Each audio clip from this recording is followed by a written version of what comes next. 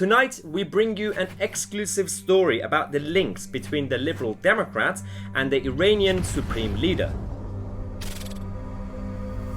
Right, so tonight's video is going to be quite disturbing, especially from my perspective on a personal level. It's about one of the Liberal Democrat candidates who's standing in Newcastle upon Tyne Central. His name is Ali Avaei, and basically no one in the mainstream media has been talking about this until on social media, on Twitter, the rumours went around and actually people did some research and found out that some kind of concerning links between this candidate and the Liberal Democrats and the Iranian Supreme Leader's office. Now, before we continue, if you're new to this channel, make sure that you subscribe and click on a bell next to it so you get notified when I release a new video. Now, let's have a look at this candidate. This is Ali Avaei, who's, as I said, standing in Newcastle upon Tyne Central. The bio on the Lib Dem website says Ali's family moved to Newcastle in 2001 when Ali was a teenager.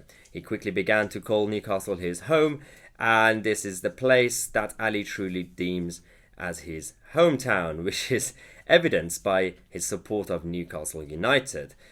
Now, there are a number of issues with this bio, especially when it comes to Newcastle and Newcastle United. It doesn't actually mention where Ali's family actually came from. Now, we're going to give you his story.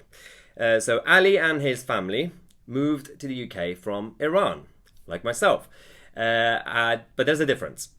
My family and I had to escape Iran to get away from the religious-based Islamic socialist regime that they have.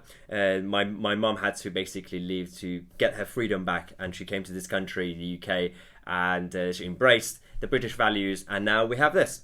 The difference between our family and Ali's family is they didn't have the same story. Ali's father is the direct representative of the Iranian Supreme Leader, Ali Khamenei. Now, Ali Khamenei is the Supreme Leader. Essentially, he's like a king in Iran. They have the Supreme Leader, but they also have a president. But in reality, it's the Supreme Leader who's in charge.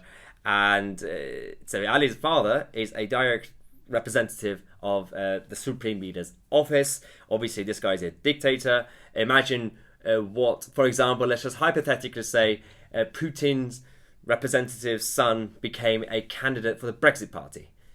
Imagine the chaos in the media. Now, it's not the only link. Ali's uncle is also Ali Rezaei. Now, Ali Rezaei is a politician in Iran, is also a former prosecutor who has been justice minister since 2017. Avaei served most of his career in the judiciary, being appointed as the prosecutor general of his native Desful in the eve of the Iranian Revolution in 1979, and holding the same office in Ahvaz in 1988. This guy has been behind a number of crackdown and slamming of the Iranian protesters over the last 40 years. And with everything that's been going around in that country over the last few weeks, which again, no one's talking about it in the mainstream media in the West. There are people like Ali Rezaei and other judiciaries who are basically doing a massive clampdown on ordinary people who simply want their freedom. Now, we are not actually alleging anything directly. This guy, this Lib Dem candidate, could just happen to be obviously the son of this guy, but also the nephew of this other guy. Now, there's absolutely no evidence that there is a direct link in terms of his activities. This Ali Avaei guy could actually be innocent. But there are issues.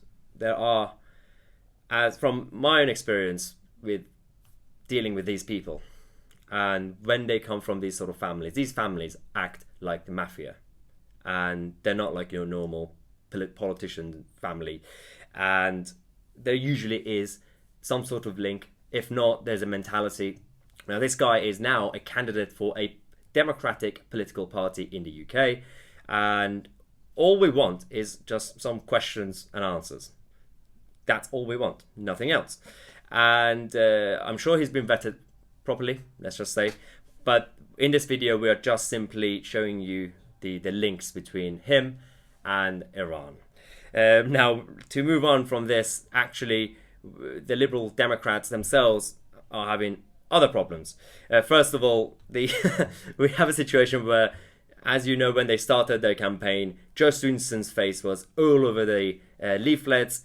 Suddenly, the new leaflets don't really have Jo Swinson's face. Actually, one of them has Boris's face on it, which is quite interesting. But this campaign of Jo Swinson is the next future UK Prime Minister campaign, yeah, it's not going well. And we also have Hugh Grant. Now, we all know Hugh Grant, Love Actually. He has been going around campaigning for certain candidates who happen to be Liberal Democrats against Labour and Tories. And then he's been also going around to different seats to campaign for the Labour candidates. He's been campaigning for both parties depending on the seat to make sure that they beat the Conservatives. And there is an issue. The Liberal Democrats, the so-called Liberal Democrats, are very much against Jeremy Corbyn's issue when it comes to Jewish people and everything else that we've been hearing in the news. Yet Hugh Grant also happens to be campaigning for the same Labour Party. What about the Jews of this community? Are you advocating for the Jews to vote for Labour? I've given an answer on this. The Tory party. I'll answer this. I'll talk about this. And I've been really clear that the mistakes that were made in the Labour Party about not dealing with those complaints fast enough, that I'm very sorry and the party's very sorry, and that more has been done to address that. Here, let me be clear, here what's happening with me.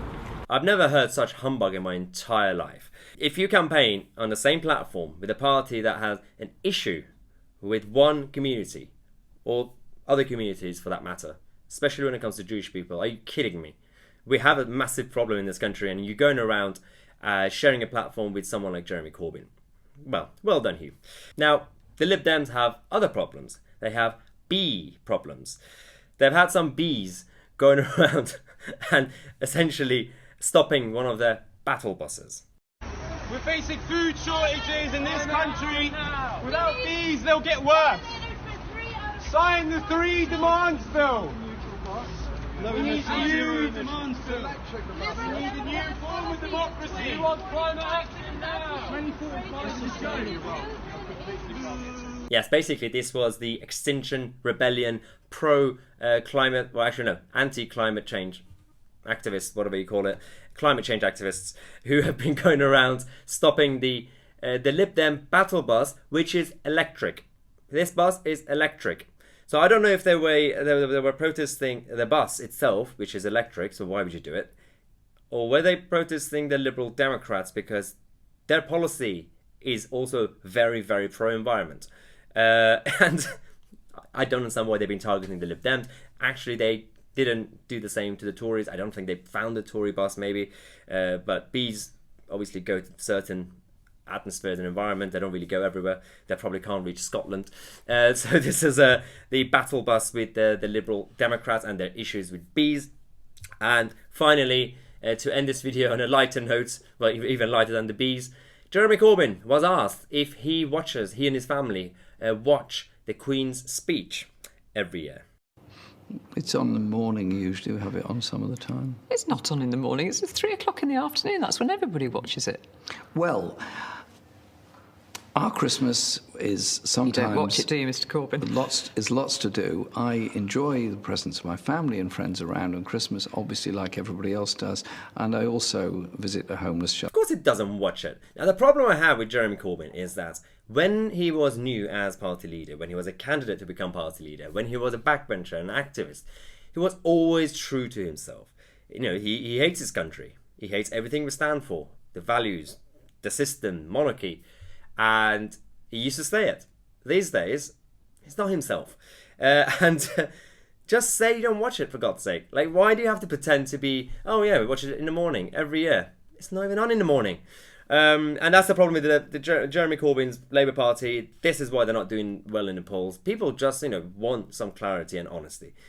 Well, firstly, don't expect full honesty from politicians. That's never going to happen. Politicians lie for a living. That's just how it works. But Jeremy Corbyn takes it to a whole different new level. Now, this was today's video about Ali Avaei and the Lib Dems. And just to clarify again, we're not accusing anyone of anything specifically, so don't go around suing anyone.